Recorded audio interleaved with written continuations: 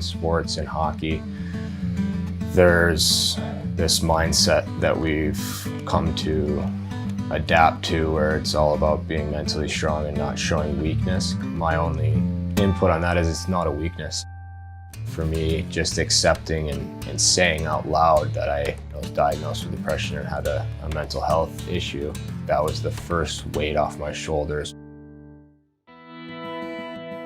It was my second year pro. Starts off as shake yourself out of it. It's a bad day. It seemed to slowly build up and get lower and lower, and it would get to the point where you can't find the energy to get out of bed, get to the rink. In those times, it gets more and more frustrating.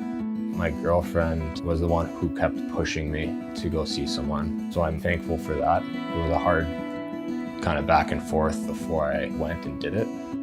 Went in, saw a psychologist, and was officially diagnosed with anxiety and depression. I've come to accept that it's something I'll deal with the rest of my life, but I still have the ability to influence it.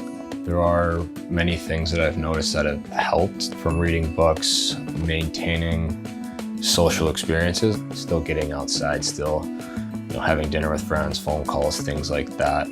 We have our mental skills coach with the team, Alex, who I meet with more regularly now, as well as outside counseling. So instead of it being 1 to 2 weeks, it's days, it's hours, it's still its own animal in a sense where you don't exactly know. The hardest part for me was coming to accept it. So I didn't want to be treated differently or looked at differently. But at the same time, I think sometimes having those around you know and understand can help you, push through. Since then, it's been good. My parents have been good. My brother's my only sibling. He's been good as well. Just having them know that there is something going on with me and that there's nothing to worry about, but it is something that I deal with, does take weight off your shoulders. Are you nervous to share this story with us and the world and your teammates? Yeah, a little bit. It's not necessarily about telling my story. It's to help that one person or those handful of people that need to know they're not alone in it.